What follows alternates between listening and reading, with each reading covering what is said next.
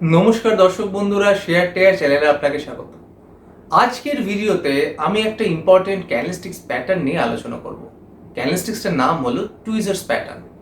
টুইজার্স bottom and টুইজার্স top, এই দুটো ক্যান্ডেলস্টিক্স pattern খুব গুরুত্বপূর্ণ একটা ক্যান্ডেলস্টিক্স প্যাটার্ন। আমি রিকোয়েস্ট করবো এই ভিডিওটা আপনি শেষ অবধি দেখুন।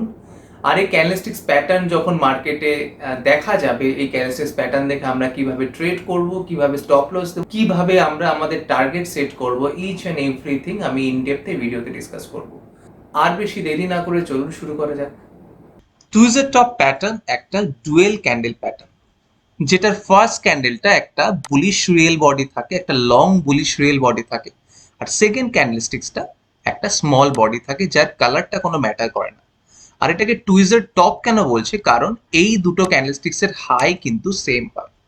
তো এই ধরনের ক্যান্ডেলস্টিক্স আমরা কোনো আপ ট্রেন্ডের পর দেখতে পাই। যখন কোনো আপ ট্রেন্ডের পর এই ধরনের ক্যান্ডেলস্টিক্স এর ফরমেশন ঘটে, সে আপ ট্রেন্ডটা নয় ফ্ল্যাট মার্কেট নয় ডাউন ট্রেন্ডে পরিণত হতে পারে। টুইজার টপ প্যাটার্ন দেখে সেই আগের যে লং পজিশনে এন্ট্রি করেছিলাম সেটা থেকে এক্সিট করব। কিছু কিছু ক্ষেত্রে টুইজার টপ প্যাটার্ন দেখেও আমরা মার্কেটে এন্ট্রি করতে পারি। তো সেই জন্য আমাদের আরো কিছু প্যারামিটার্স দেখতে হবে। তো সেটা আমি এই ভিডিওর শেষের দিকে ইন ডেপথে ডিসকাস করব। আর টুইজার বটম কাকে বলছে? টুইজার বটম বলছে যে ফার্স্ট ক্যান্ডেলস্টিক্সটা একটা বেয়ারিশ রিয়েল বডি আর সেকেন্ড ক্যান্ডেলস্টিকটা একটা স্মল বডি রিয়েল বডি।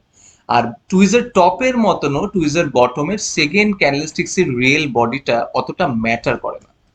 যখন কোনো ডাউন ট্রেন্ডের পর এই ধরনের ক্যান্ডেলস্টিক্স দেখবো, সে আগের ডাউন ট্রেন্ডটা নয় ফ্ল্যাট মার্কেট নয় আপ ট্রেন্ডে পরিণত হতে পারে। আর টুইজার বটমের লোটা কিন্তু দেখুন দুটো ক্যান্ডেলস্টিক্সের লো সেম হচ্ছে। তো যদি আপনি এখানে কোনো শর্ট পজিশনে এন্ট্রি করে থাকেন, ডাউন ট্রেন্ডের পর এই ধরনের ক্যান্ডেলস্টিক্স এর ফরমেশন ঘটলে আপনি সেই শর্ট পজিশন থেকে এক্সিট করবে। টুইজার টপ বা টুইজার বটম প্যাটার্ন দেখে মার্কেটে এন্ট্রি করবে। টুইজার বটম প্যাটার্নের ভেরিয়েশন এগুলোকে বলতে পারি। কেন কি? কারণ আইডিয়াল টুইজার বটম প্যাটার্ন একটা long body bullish bearish candlestick, sorry, আর একটা সেকেন্ড ক্যান্ডেলস্টিক্সটা একটা স্মল বডি একটা ক্যান্ডেলস্টিক্স হয় যার লো সেম হয়। তো প্রত্যেকটা ক্যান্ডেলস্টিক্স এর লো কিন্তু সেম, কিন্তু এই প্রত্যেকটা ক্যান্ডেলস্টিক্স কিন্তু টুইজার বটম ক্যান্ডেলস্টিক্স এর ভেরিয়েশন। আর আরেকটু যদি ভালো করে লক্ষ্য করেন যে প্রত্যেকটা ক্যান্ডেলস্টিক্স কিন্তু টুইজার বটম হওয়া সত্ত্বেও ইটসেলফ আলাদা আলাদা ডকুমেন্টেড ক্যান্ডেলস্টিক্স। যদি ভালো করে লক্ষ্য করেন, এটা একটা হ্যামার ক্যান্ডেলস্টিক্স প্যাটার্ন বা হ্যামার ক্যান্ডেলস্টিক্স প্যাটার্নের ভেরিয়েশন কেন বলছি, কারণ ওপরে একটা স্মল আপার উইক আছে। আর এই ক্যান্ডেলস্টিক্সটাকে ভালো করে লক্ষ্য করুন, এটা একটা বুলিশ এনগালফিং প্যাটার্ন ক্যান্ডেলস্টিক্স এর ভেরিয়েশন। এটা একটা পিয়ার্সিং প্যাটার্ন ক্যান্ডেলস্টিক্স এর ভেরিয়েশন। কেন কি? এটা আগের ক্যান্ডেলস্টিক্স এর রিয়েল বডির 50% ওপরে গিয়ে ক্লোজ করেছে। ডকুমেন্টেড প্যাটার্ন প্লাস টুইজার বটমের যে বিশেষত্ব যে এটা লো সেম হবে, তাহলে এখান থেকে একটা স্ট্রং ট্রেন্ড রিভার্সাল সিগন্যাল পাওয়া যায়। যদি ডাউন ট্রেন্ডের পর এইরকম ক্যান্ডেলস্টিক্স এর কম্বিনেশন ঘটে, আমরা এখানে এন্ট্রি করতে পারি আর এখানে আমরা স্টপ লস দিতে পারি। টুইজার টপ প্যাটার্নের ক্ষেত্রে দেখা যাক, এই দুটো ক্যান্ডেলস্টিক্স এর হাই সেম হবে টুইজার টপ প্যাটার্ন, কিন্তু এই দুটো ক্যান্ডেলস্টিক্স ইটসেলফ একটা ডার্ক ক্লাউড কভার আর এটা একটা বিয়ারিশ এনগালফিং প্যাটার্ন। তো আপ ট্রেন্ডের পর যদি এই ধরনের ক্যান্ডেলস্টিক্স প্যাটার্ন থাকে আর এই ধরনের ক্যান্ডেলস্টিক্স প্যাটার্নের হাইটা যদি আগে রেজিস্ট্যান্স লেভেলকে কনফার্ম করে, এখানে আপনি স্টপ লস দিলেন, সরি, উপরে আপনি স্টপ লস দিলেন, এখানে আপনি এন্ট্রি করলেন। আর যদি প্রাইস কনফার্মেশন দেখেন, আপনি এখানে এন্ট্রি, প্রাইস কনফার্মেশন দেখে এখানে এন্ট্রি করতে পারেন। তারপরে এখানে মার্কেটটা ফ্ল্যাট মার্কেটে বা ডাউন ট্রেন্ডে পরিণত হতে পারে। তো চলুন চার্টের মধ্যে টুইজার টপ প্যাটার্ন দেখা যায়।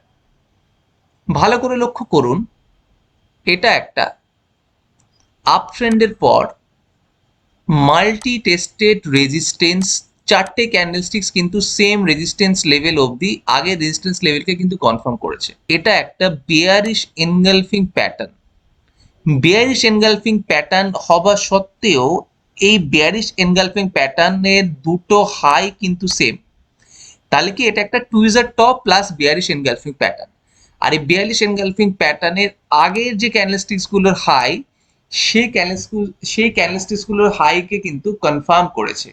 এরপরে দেখুন মার্কেটটা ডাউন ট্রেন্ডে পরিণত হয়েছে। তো যদি আপনি এখানে স্টপ লস দিতেন, এখানে এন্ট্রি করতেন, আর যদি এটাকে টার্গেট রাখতেন, তাহলে এটা হতো আপনার রিওয়ার্ড আর এটা হতো আপনার রিস্ক। একটা আপ ট্রেন্ডের পর এটা একটা পিয়ার্সিং প্যাটার্নের ভেরিয়েশন। এখানে এটা আপ ট্রেন্ড হয়েছে।